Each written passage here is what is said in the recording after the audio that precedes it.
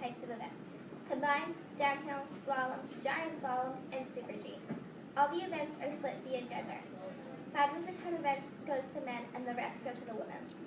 322 contestants from 74 different countries will compete at Rosa Couture Alpine Resort. The big question is, can the U.S. win more gold? That was a great story, Aubrey. The excitement continues on the snow with Olympic snowboarding.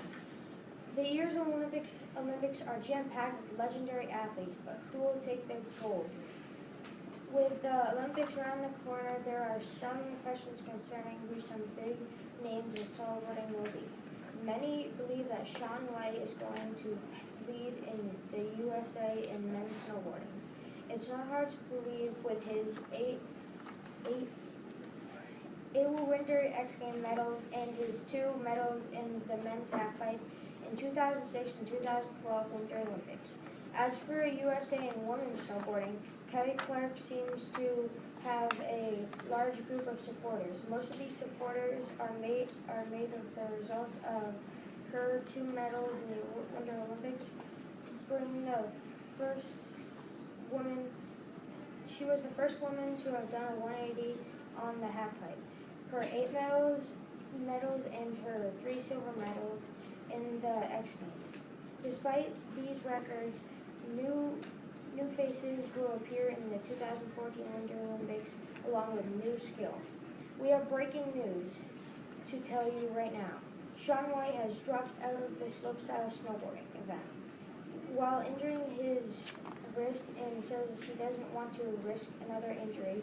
He says he will focus on the halfpipe event instead. Well, Tracy, let's hope Shaun White can bring home the gold for the USA. From snowboarding to bobsledding, lots of drama on the slopes. WTCS's Kiki Dodge has this live report from Sochi. Bobsledding is an Olympic sport that many contenders will be participating in at the 2014 Sochi Olympics. This sport is when a team races down an artificial ice mountain track in a sled exceeding miles of 90 miles an hour. 2 to 4 people on a team are usually in each sled. In this dangerous sport, the sled could tip over at any moment. The bobsledding team could then suffer a severe concussion from the impact of the wall to their helmet. An important competitor to look out for on the USA bobsledding team is Johnny Quinn. He is a 30-year-old Canadian wide receiver from Harrisburg, Pennsylvania. The 2014 Sochi Olympics is his first chance to bring home a gold medal for the U.S. bobsledding team. Will Quinn be good enough to win the gold? Our coverage continues now with our other on-site reporters. Shannon Avery reports on speed skating, and Tucker James tells us about the much-anticipated biathlon. For the intense sport of speed skating in the 2014 Winter Olympics. The sport of speed skating is a race where skaters can skate around an oval track with specially designed skates. 35 USA speed skaters are going to be in this year's Winter Olympics, which will be held in Sochi, Russia. 2 people you should look out for are Heather Richardson and J.R. Kelski, because they fly right down the track. This year there will be 12 medalists in the Olympics, 6 for the men, 6 for the women. This sport first originated in the Netherlands. The first race was won by Charles Ducas in 1924.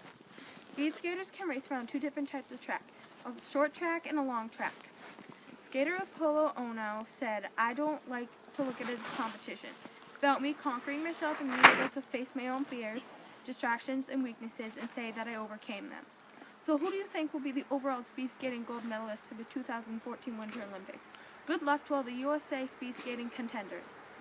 Sports that numerous athletes will be competing in at the 2014 Winter Olympics is the biathlon. It is a competitive sport where athletes cross-country ski around an oval track with a rifle on their back.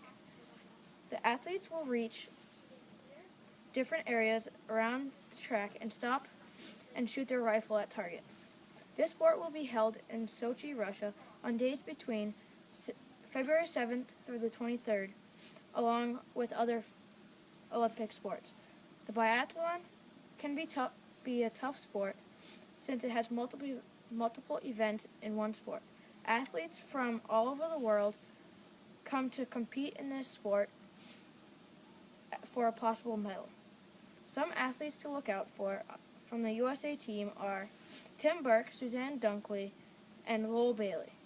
After competing in Sochi at the Pre-Olympic World Cup in March, I feel prepared and excited for the coming games, Bailey claims. On the other hand, Team USA has team captain Olga Z has won gold and silver medals in previous years.